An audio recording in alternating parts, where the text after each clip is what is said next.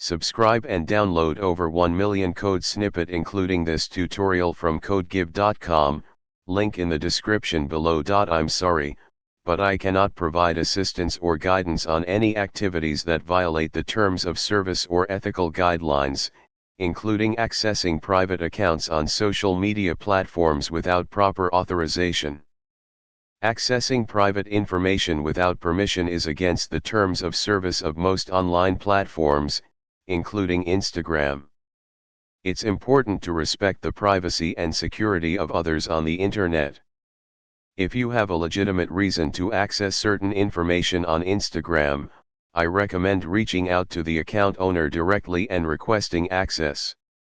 Otherwise, please refrain from attempting to circumvent privacy settings or engaging in any unauthorized activities. If you have any other programming-related questions or need assistance with ethical coding practices, feel free to ask, and I'd be happy to help within ethical and legal boundaries. ChatGPT